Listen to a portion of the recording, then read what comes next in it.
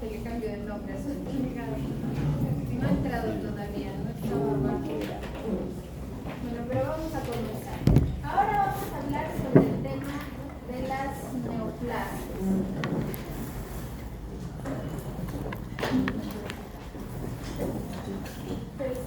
Bueno, estas son las estadísticas del Globocam Perú, el último que aparece del Globocam. El Globocam es, digamos, una página sobre estadísticas de cáncer a nivel mundial. Cuando ustedes entran pueden encontrar estadísticas de la mayoría de los países que gusten, e incluso hay algunas estadísticas por regiones de nuestro país. Bueno, de acuerdo al Globocam Perú, que es el último que está en la página, el cáncer que tiene más frecuencia por incidencia, no necesariamente por mortalidad, es el cáncer de próstata, ¿no? Aquí tenemos un aproximado de 185.3 pobladores por cada 100.000, o afectados de la enfermedad por cada 100.000 habitantes, ¿no? Seguido del cáncer de mama, del cáncer de estómago, del cuello uterino y el cáncer de colon, ¿no? Aquí tendríamos los 5 cánceres más frecuentes de acuerdo a Globocam.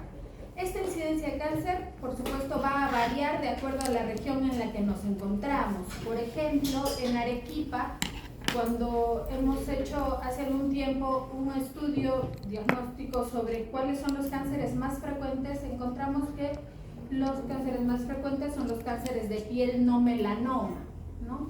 Ustedes saben que hay 2 tipos principales de cánceres de piel, el melanoma y los cánceres no melanoma, dentro de los que se encuentra el carcinoma vasocelular como el más frecuente, seguido del carcinoma escamoso de piel, ¿no? Ahora, esta frecuencia no necesariamente significa que es el cáncer más mortal, ¿no?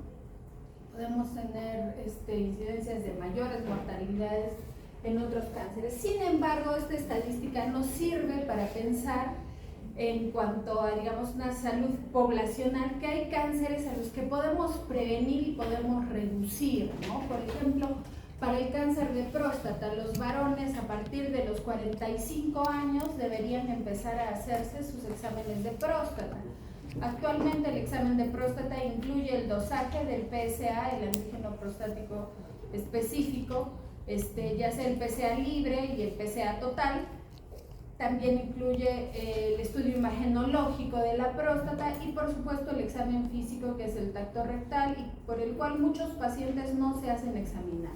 La mayor parte de los cánceres de próstata descubiertos en estadios tempranos tienen curación, e incluso hay pacientes que, teniendo la enfermedad ya metastásica, logran vivir largo tiempo. Es un cáncer que tiene un curso un poco lento, ¿no?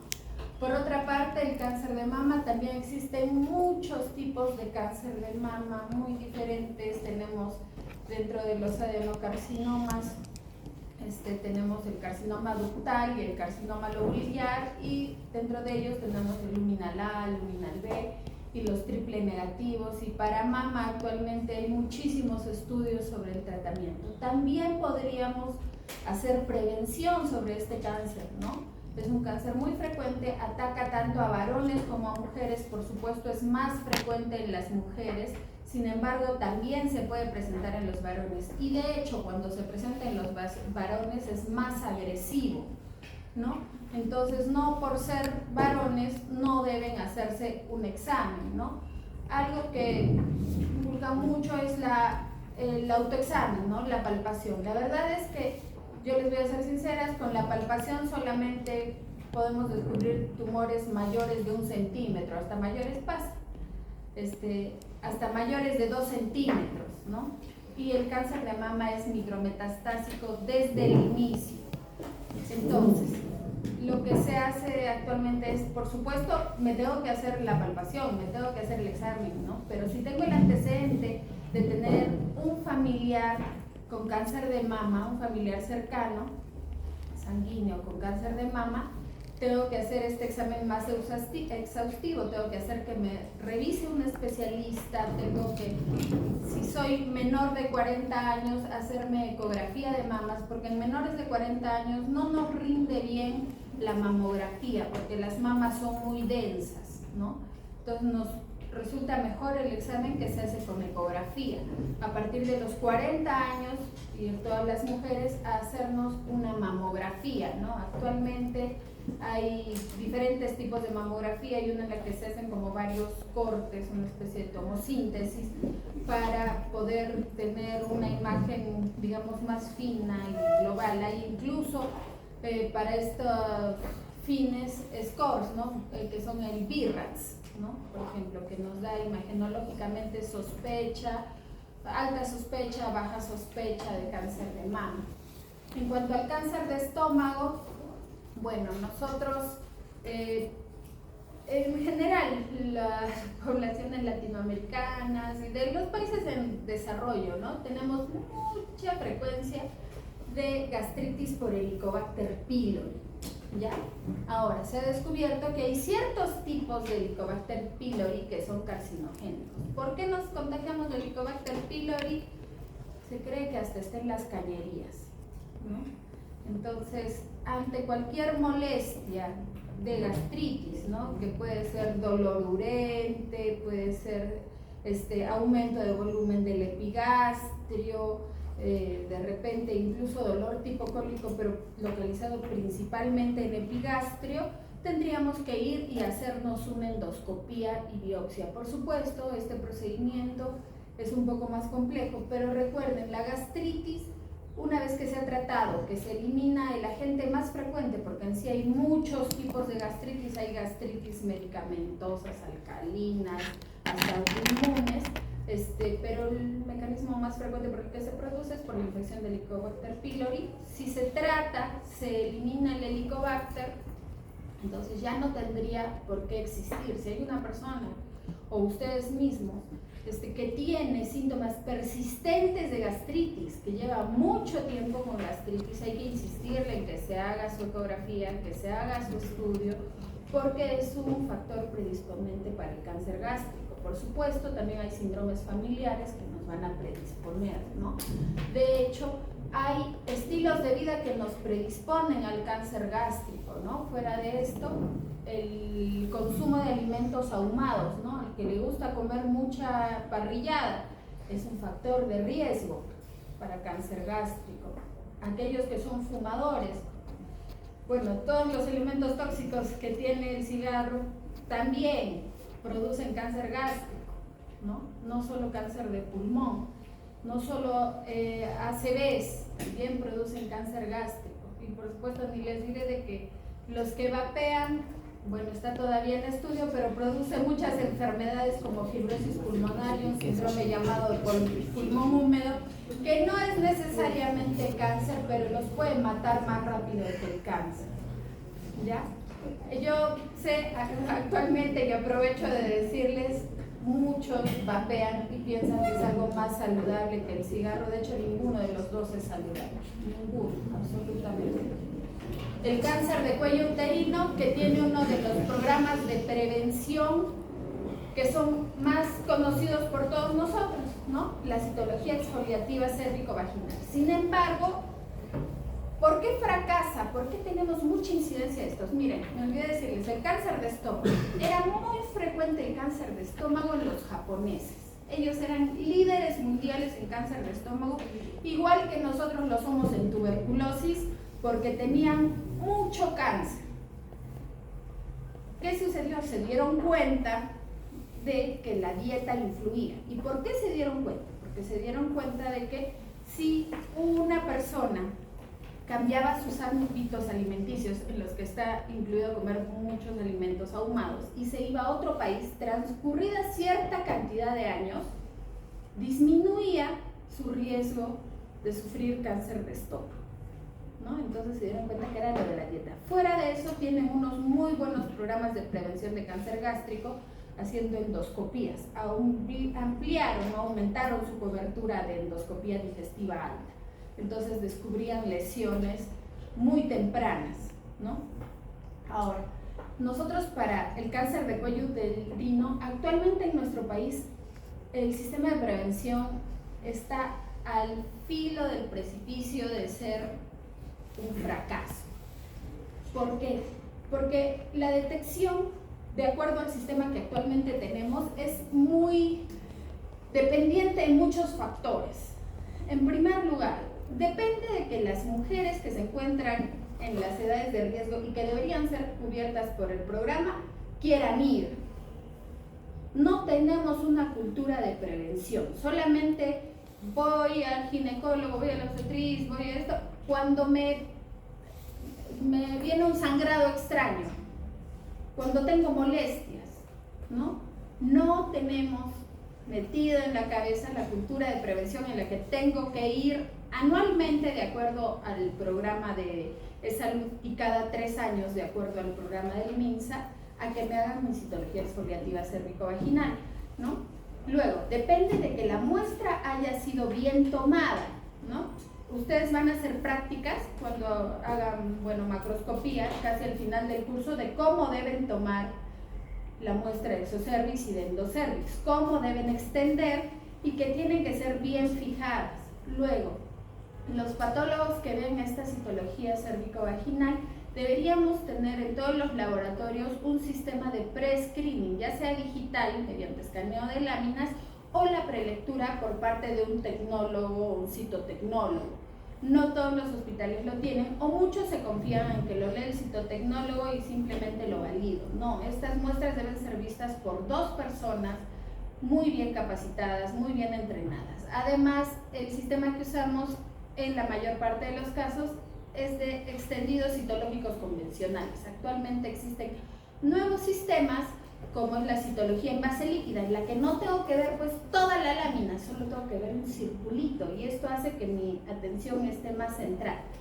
Fuera de eso, actualmente se está tendiendo a hacer los estudios moleculares de detección de BPH, ¿no? O sea, el cáncer de cuello uterino ha sido tan bien estudiado que nosotros sabemos exactamente qué tipo de virus son los que causan la mayor parte de los cánceres. Ustedes de repente ya lo saben, el que con mayor frecuencia causa cáncer de cuello uterino es el BPH 16, ¿no?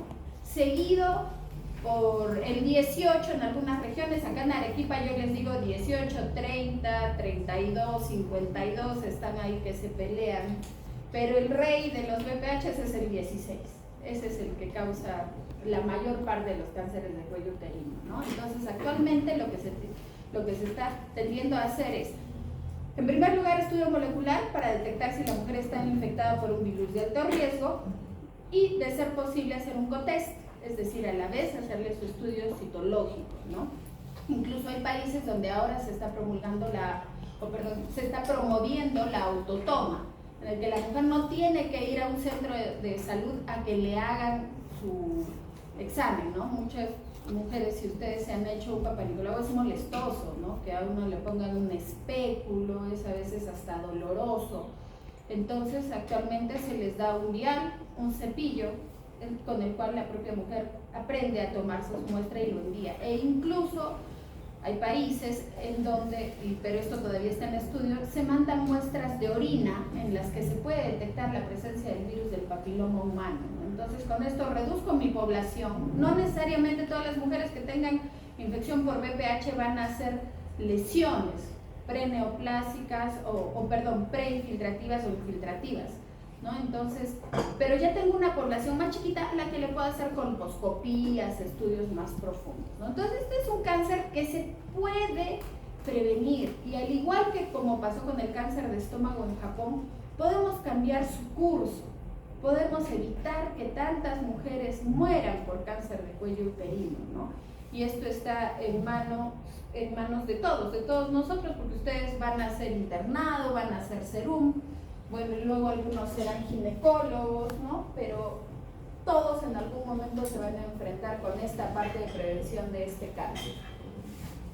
Bueno, aquí está el extracto de lo que habían visto en el cuadro anterior de los cánceres que eran más frecuentes, ¿no?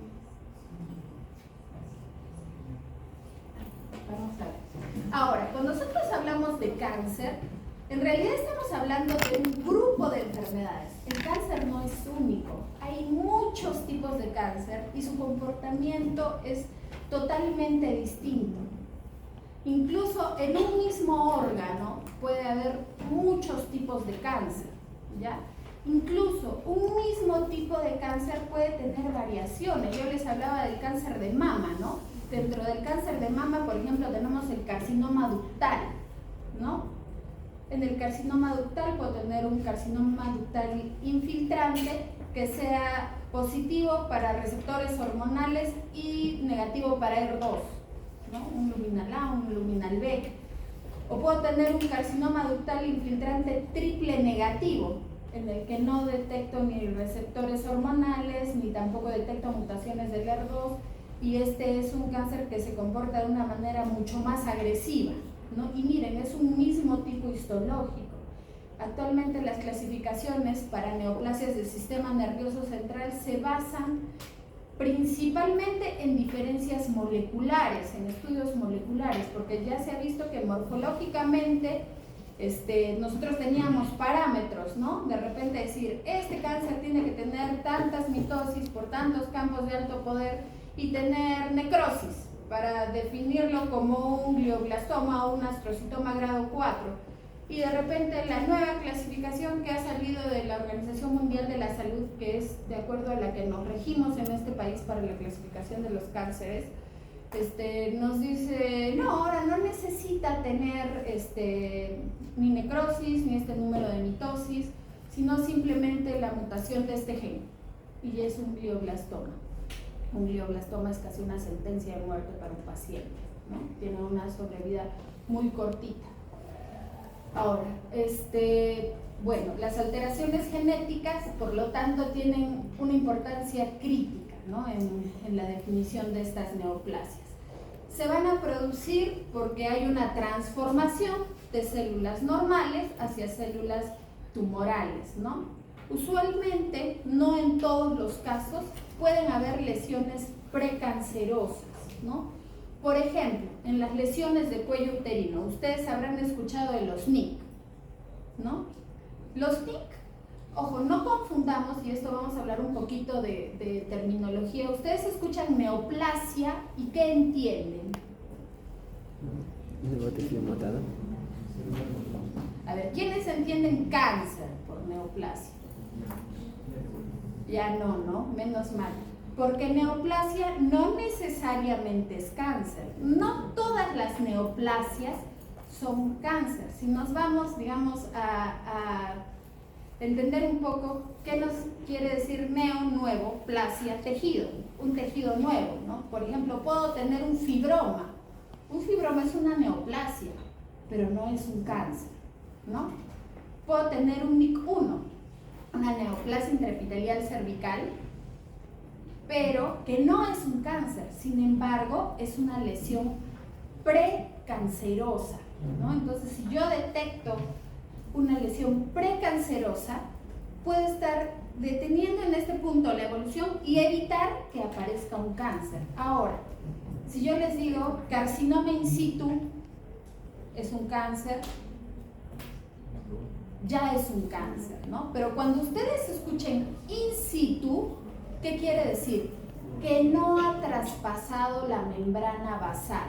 Usualmente utilizamos este término in situ en los cánceres epiteliales, ¿ya? En las neoplasias malignas epiteliales, porque tienen membrana basal. ¿Por qué me es importante la membrana basal? Porque cuando una neoplasia maligna adquiere suficientes mutaciones, adquiere la capacidad de atravesar la membrana basal y de diseminarse, ya sea una diseminación local o un avance local o una diseminación transcelómica o una metástasis a distancia a través de vasos sanguíneos o vasos linfáticos. ¿Ya? Entonces el hecho de que atraviese la membrana basal me habla ya de cierto grado de agresividad, ¿ya? Es más, muchas de las lesiones que son in situ no necesito más que sacar la lesioncita para decir, listo, estás curado. Cuando ya infiltrado, muchas veces va a ser necesario de repente darle otro tratamiento, ya sea terapia por quimioterapia, radioterapia, terapia biológica, ¿no? Va a cambiar ya el pronóstico del paciente, ¿no? Ahora, el cáncer se va a dar por una interacción de diferentes factores, ¿no? De repente factores físicos como las radiaciones, principalmente la radiación ultravioleta y las radiaciones ionizantes, ¿no? De repente por carcinógenos químicos, ¿no? Como el asbesto o el amianto, es lo mismo. Componentes del humo del tabaco, la aflataxina, que es un colorante que lo encontramos en muchas comidas, o el arsénico, que es un contaminante del agua, ¿no? También hay carcinógenos biológicos, ya habíamos hablado, por ejemplo, del virus del papiloma humano, ¿no? También tenemos otros virus, como por ejemplo el virus del Epstein-Barr, ¿no? El virus del VIH, que nos predispone a presentar un sarcoma de Kaposi, de repente, en fin, cada vez se van descubriendo más virus, ¿no? También incluso hay parásitos que por su acción de persistencia inflamatoria también son cancerígenos, ¿no? Nosotros podemos tener una predisposición genética para algunos cánceres en las que el desarrollo de este cáncer va a ser pues irrefrenable, ¿no? Pero a veces tenemos una carga genética que necesita de un ambiente adecuado para poderse desarrollar, porque nuestro sistema inmune está todo el tiempo luchando contra el cáncer. Muchos dirán, ¿por qué hay cáncer? ¿No? ¿Por qué? O sea, las células fallan. Bueno, somos seres vivos, seres biológicos, tenemos fallas, tenemos cosas, pero hay una teoría que dice que esta formación de nuevas células con nuevas características es una forma de evolución, ¿no? Son prácticas de ensayo y error que hace la naturaleza, ¿no?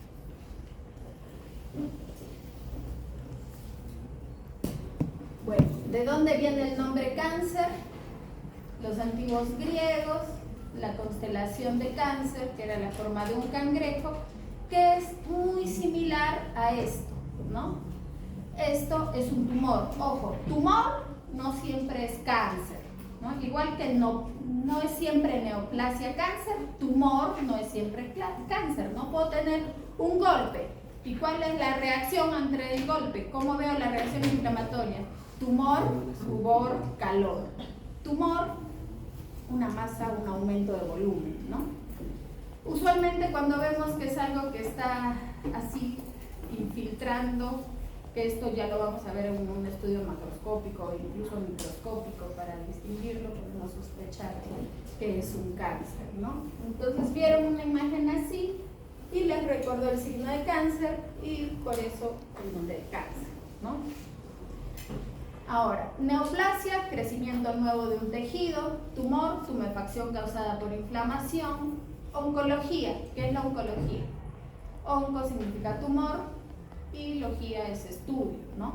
Es el estudio de los tumores y de las neoplasias.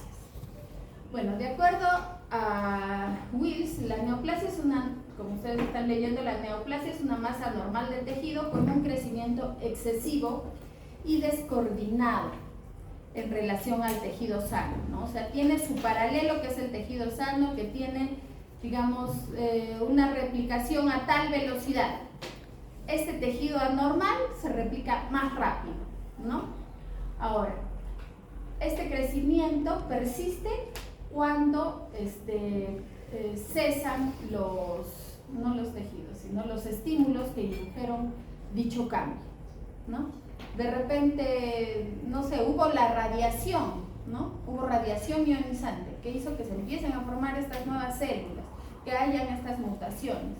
Pero ya no estoy bajo radiación ionizante. Por ejemplo, es una persona que tiene, no sé, cáncer de mama, le dan radiación, ¿no? Y de repente ya dejan de darle radiación, pero al tiempo le aparece un sarcoma en tórax, ¿no? La radiación ionizante también produce cáncer. Entonces, hay que tener eso en cuenta. Bueno, también es una alteración del crecimiento celular desencadenada por una serie de mutaciones adquiridas que afectan a una célula y a su progenie clónica. Las mutaciones le van a dar a las células ventajas de supervivencia, principalmente, ¿no? De supervivencia, crecimiento, permitiendo que proliferen de forma excesiva e independiente a las señales fisiológicas. Usualmente las células cancerígenas soportan mejor los cambios ambientales, ¿no? O sea, no tienen que estar en un ambiente ideal para proliferar. Un ejemplo de la capacidad de supervivencia que tienen estas células son las células HeLa. ¿Alguien ha escuchado de las células HeLa? Exacto, se utilizan en laboratorios para hacer cultivos celulares, para hacer experimentos, para hacer investigaciones. Pero ¿de dónde vienen esas células HeLa? Bueno, en Estados Unidos, no recuerdo bien la década, 60, 70, por ahí puede haber sido, hubo una mujer afroamericana con cáncer de cuello uterino. Entonces se tomó una muestra de las células de esta señora y se las cultivó. Y vieron que eran células muy resistentes y que se replicaban indefinidamente y no morían nunca. Eran células inmortales. Son tan resistentes y a tal punto que muchas veces las células HeLa son un contaminante de los laboratorios. Estoy haciendo estudios de cultivos celulares con células HeLa en este lado del laboratorio y en el otro lado tengo otro tipo de cultivos celulares y de repente empiezan a aparecer células HeLa ahí, ¿no? Son resistentes, muy, muy resistentes. ¿Y esto por qué? Por todas las... Y no es que esta señora fuera única o que el cáncer de esta señora fuera única. Muchos de los cánceres tienen estas ventajas, ¿no? Además proliferan rápidamente. Y justamente el hecho de que proliferen rápidamente y que tengan ciertos cambios es lo que nos permite darles ciertos tratamientos como la quimioterapia que va a afectar, la mayoría de los tipos de las quimioterapias van a afectar principalmente a las células que se encuentran con un mayor índice de proliferación, por ejemplo, ¿no? También van a tener otros mecanismos del que vamos a hablar, por ejemplo, mañana, como el efecto Warburg, que me permite detectar las células neoplásicas mediante un PET scan, ¿no? Porque hacen hipólisis anaeróbica, ¿no? Aeróbica, perdón. Entonces, todas estas células van a hacer todo esto ¿para qué? Para proliferar más rápido que el tejido normal y reemplazarlo. Incluso tienen neoangiogénesis, ¿no? Proliferan vasos muy rápido y son vasitos de paredes muy delgadas. ¿Para qué? Para que en muchos de los casos les permita atravesar la pared del vaso y hacer metástasis, ¿no? Y también para poder crecer más rápido. Entonces, todo esto para tener ventajas por encima de otros tejidos, ¿no? Ahora, los componentes tumorales son como en los órganos, como cuando ustedes hicieron histología. Tenemos parénquima, que son las células neoplásicas propiamente dichas, y el estroma, que es el tejido conectivo reactivo. Ahora hay neoplasias malignas provenientes del estroma, ¿no? Como los sarcomas, ¿no?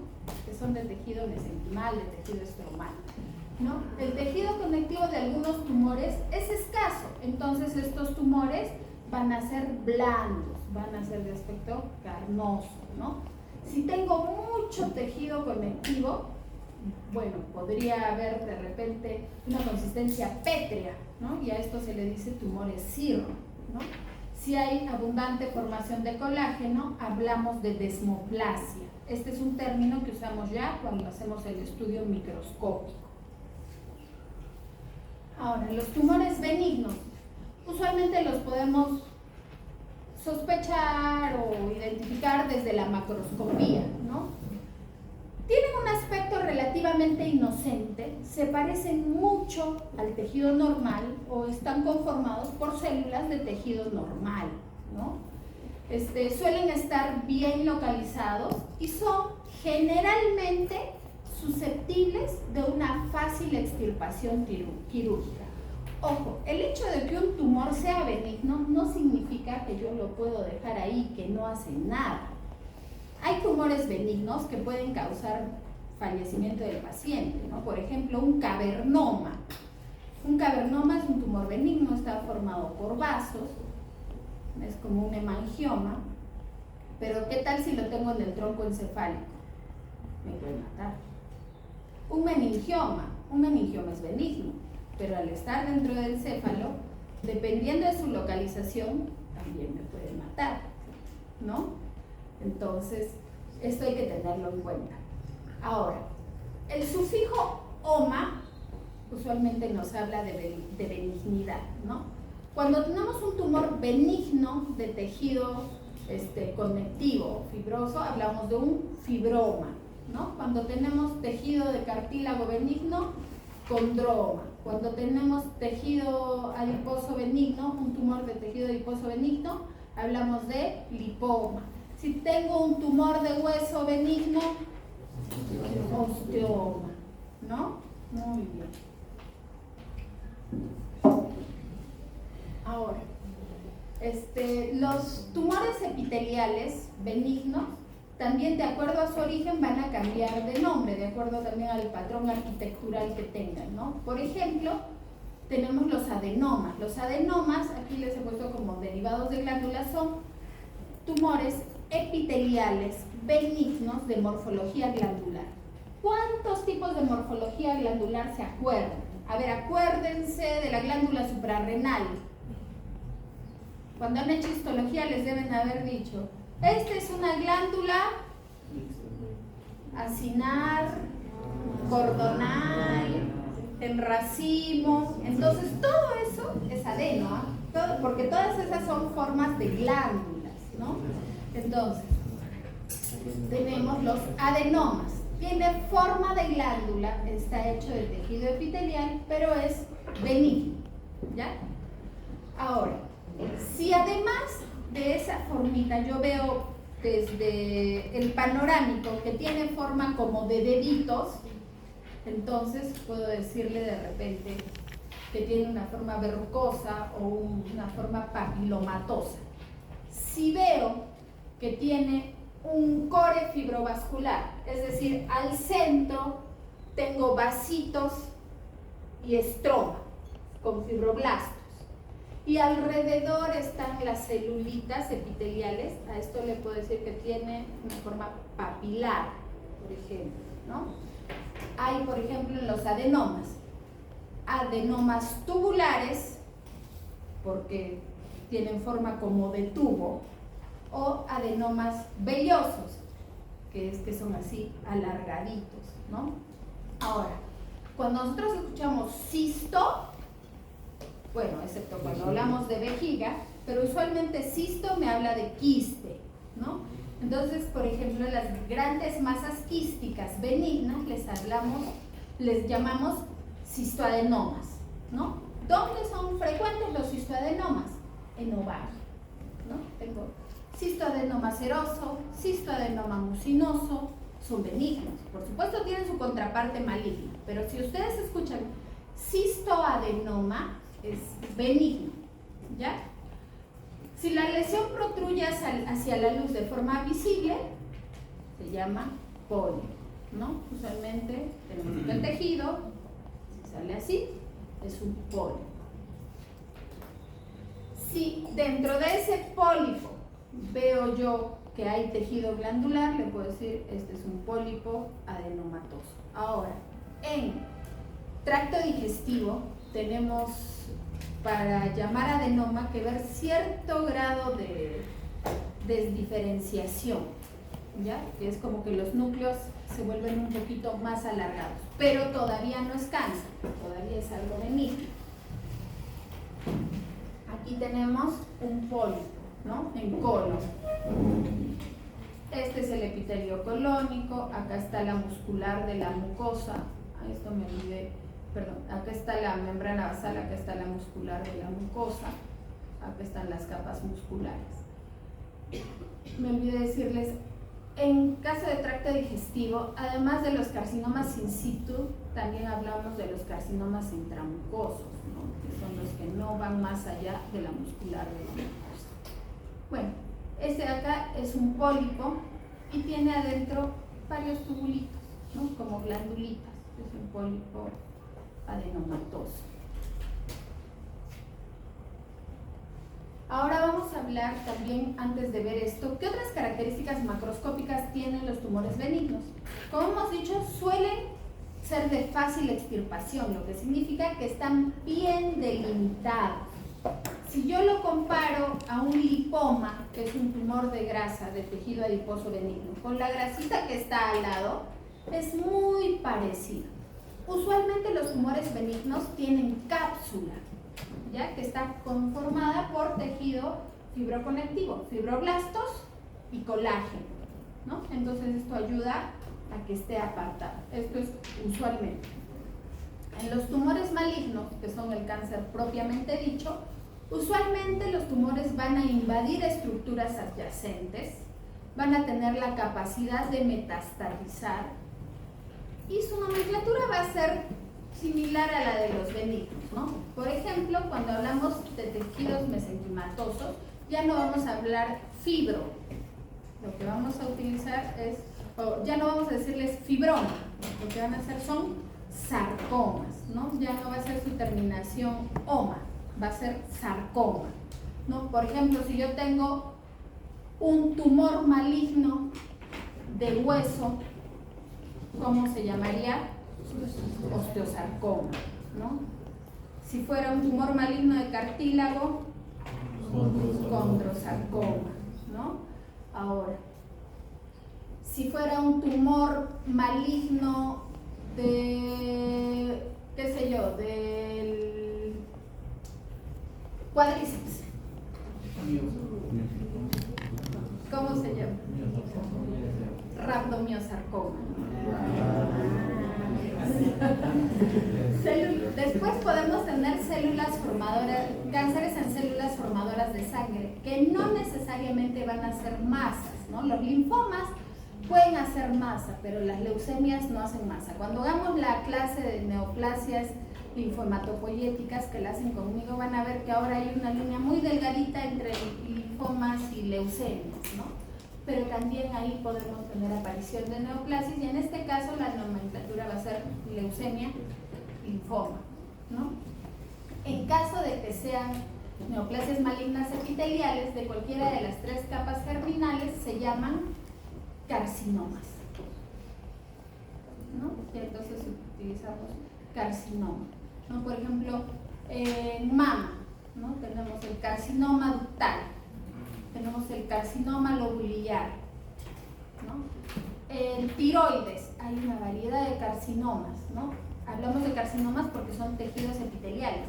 El carcinoma ductal viene de los conductos de la mama, ¿no? En el caso de tiroides, por ejemplo, tenemos el carcinoma papilar de tiroides. ¿De dónde viene? De los folículos tiroideos, ¿ya?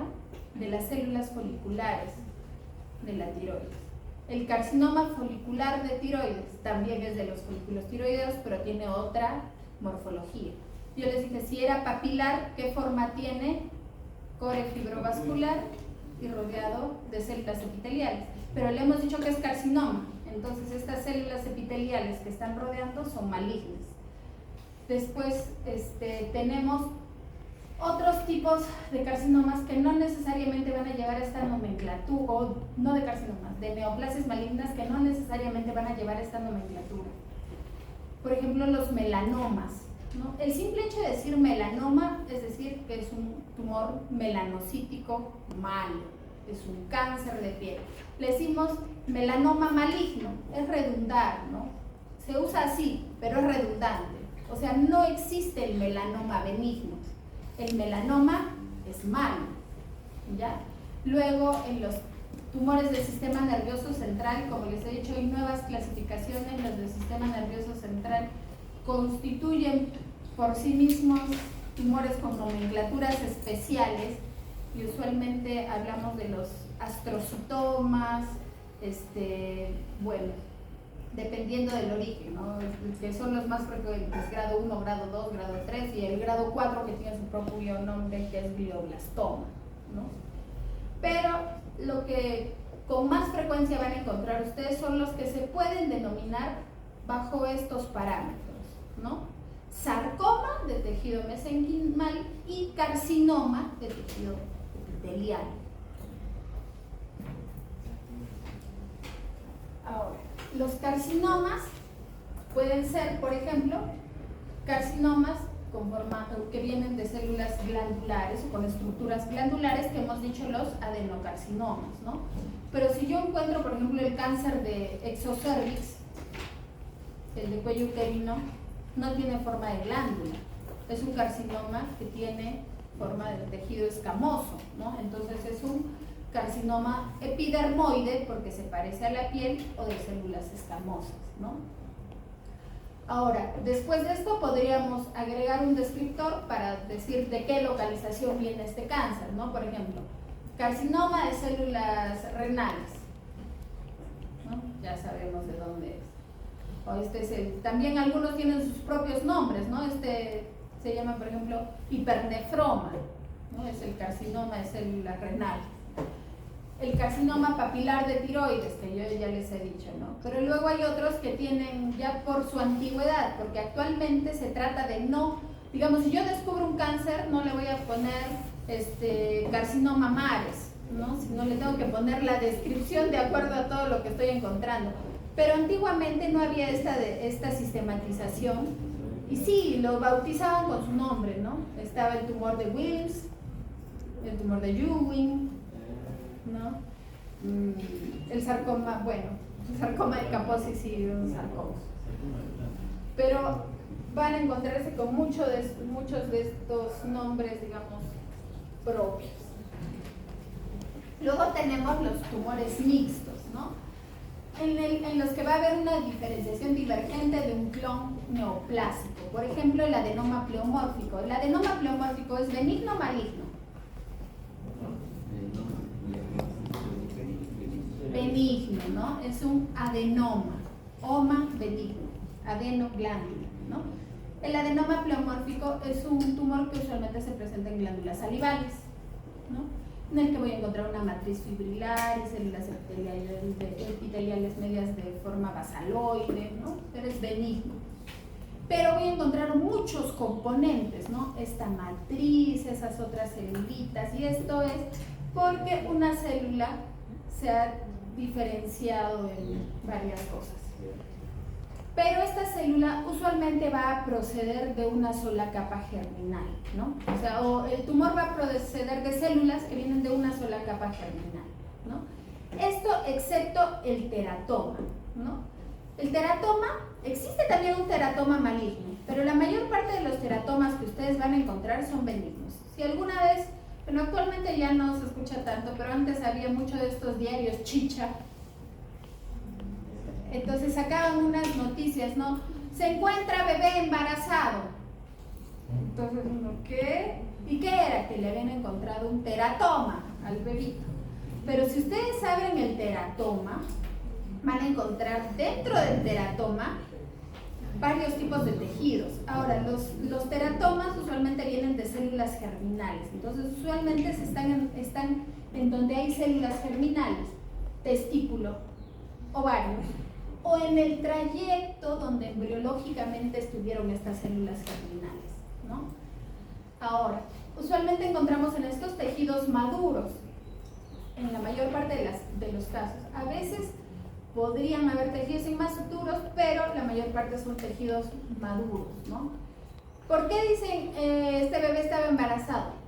Porque de repente abren el tumor y ¿qué encuentran? Bueno, la mayor parte, yo les digo, vamos a encontrar queratina, que es algo que la sienten así como untuosa, con un olor especial, pelos, podemos encontrar hueso, podemos encontrar hasta un diente, uñas, tejido de repente intestinal cuando uno lo ve al microscopio, hasta podemos encontrar de repente neuronas, tejido del sistema nervioso central, ¿ya? Todo esto porque van a venir, bueno, de diferentes capas, ya no provienen todas de una sola capa germinal. Pero esto es benigno y no es que allá adentro se estaba formando otro ser humano, no, es un tumor benigno, ¿ya?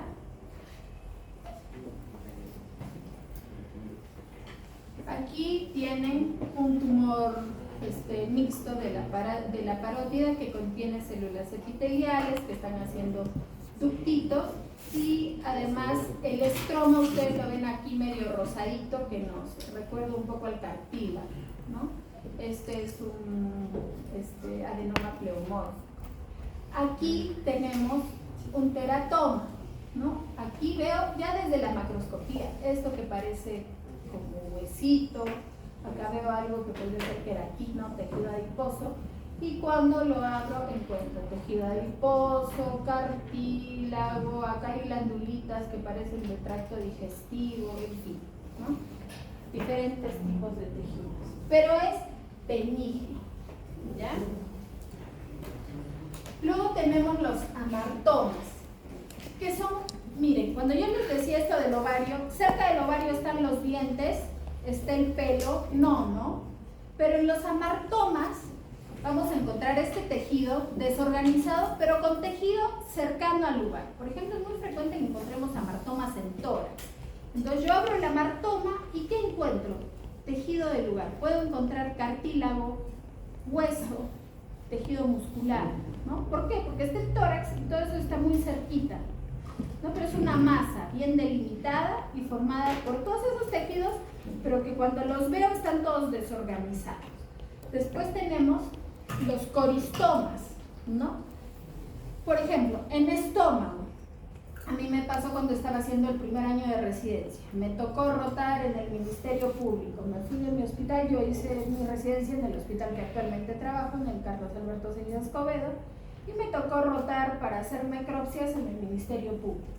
Entonces, una de las primeras cosas que me pasan es las muestras histológicas de una necropsia de un paciente que cuando le hicieron la necropsia dijeron tiene un tumor en el estómago. Entonces cuando lo vi, yo estaba creo que en el 4º mes de residencia o algo así, yo dije, ay sí, efectivamente aquí hay un tumor, porque yo sabía cómo se veía el tejido del estómago, todo eso, y de repente vi unos grupos de células chiquititas, parecían unas glándulas arracimadas. Entonces yo dije, debe ser un cáncer. Cuando le mostré al patólogo que trabajaba en ese entonces, me dijo, no, es páncreas. Dentro del estómago era un coristoma. O sea, ahí no debía haber páncreas, ¿no? El páncreas no está ahí, el páncreas está a la altura del duodeno, ¿no? Pero podría ser que encontremos tejido heterotópico, ¿no? O sea, que está en un lugar que no le corresponde. A esto, cuando encuentro esto, es un coristoma. Ahora, además de las diferencias histológicas y anatómicas entre los tumores benignos y malignos, los tumores malignos tienen comportamientos más agresivos, ¿no? Suelen crecer más rápido que los benignos, infiltran estructuras, entonces incluso cambian algunos marcadores serológicos, ¿no? Por ejemplo, yo tengo una hiperplasia benigna de próstata, puedo tener un adenoma prostático, yo no, un paciente tiene una hiperplasia benigna de próstata. Si le hacen un dosaje de PSA, de antígeno prostático, de repente el valor normal, ojo, tiene que estar menos de 4, entonces de repente le encuentro con una próstata grande, se lo encuentro en 10, ¿no? Entonces en 10, digo, ya bueno, puede ser por la hiperplasia, por el adenoma prostático, pero un paciente con cáncer de próstata puede tener el PSA tranquilamente en 30, 40, 50, ¿no? O sea, hace también este cambio del marcador serológico, ¿ya? Bueno, en el cáncer de próstata se los mencionaba porque también cada paciente es distinto y cada cáncer es distinto. En su mayoría los cánceres van a crecer más rápido, pero hay tumores benignos que crecen mucho. Por ejemplo, miomas uterinos gigantes. Encontramos, una vez yo he controlado un mioma uterino que parecía un útero gestante, ¿no? O sea, lo sacaron, hicieron histerectomía total, obviamente, porque no se podía hacer miomectomía por el tamaño tan enorme, pero era así. Era enorme y muy pesado, pero era benigno, ¿no? En la hiperplasia de próstata, cuando encontramos próstatas grandes, pensamos esto debe ser más bien benigno. Cuando encontramos próstatas chiquitas y duras, pensamos, no, esto es maligno. Por eso es importante el tacto rectal en los pacientes, porque muchos dicen, no, me basta actualmente, lo que se hace es PSA y ecografía. Eso se hace desde hace más de 20 años.